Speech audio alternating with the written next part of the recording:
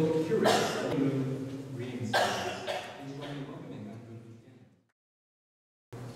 just want to thank Isabel and Friends of San Francisco Public Library for having me.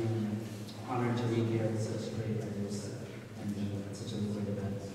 So, when I was young in kindergarten, my other classmates couldn't say Anvu, so it came out as Andrew. And so, little kids called me Andrew, so that name just stuck with me. And I actually didn't know my name was Anvu until 6th grade. I just lived with Andrew until then. So this poem kind of came out of that experience. It's called Ode to My First Name, Andrew. Out of the loose tongue of a 4-year-old, you fell to me, stayed close like a warm fire, never leaving my side, even when we crossed the country in a tiny, cramped car. Your smooth, 2-syllable frame sang sweetly enough for others.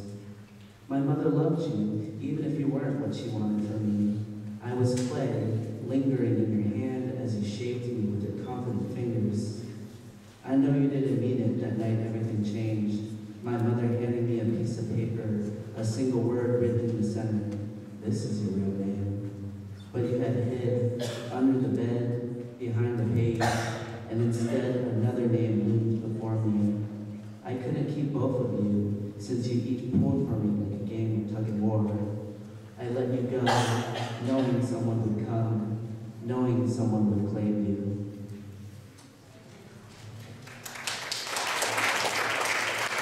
So, I'm actually finishing up my MFA and I finished my thesis. So, I wrote a thesis on psychological disorders, so I'm going to read some poems from it. This one is called The Hypochondriac.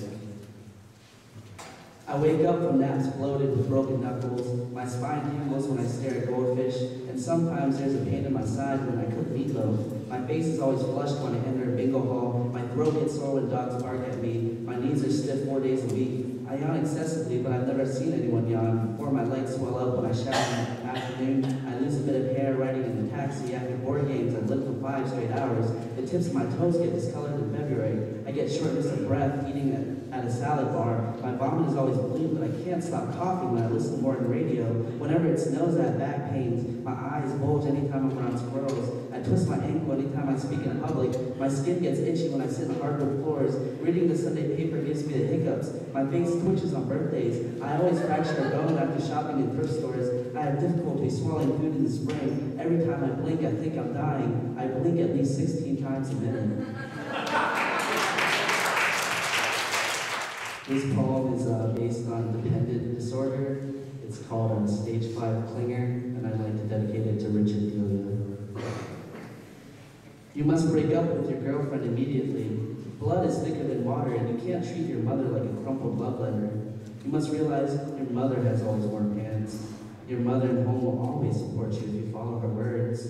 You must turn down every promotion that comes your way. Supervising and decision-making are like killer bees. You want to avoid them at all costs. After all, you're allergic to insects. You must have only 2 close friends. Eat lunch with them once a day, every day for the rest of your life. Welcome stability as if it were a beach on a hot summer day. You must not abandon your home. Because being alone is worse than bleeding to death on a cold linoleum floor after being stabbed 159 times. Because loneliness is a marching band playing the most god-awful songs. This poem is called Specific Phobia, and every one of these is an actual clinically diagnosed fear. Specific phobia.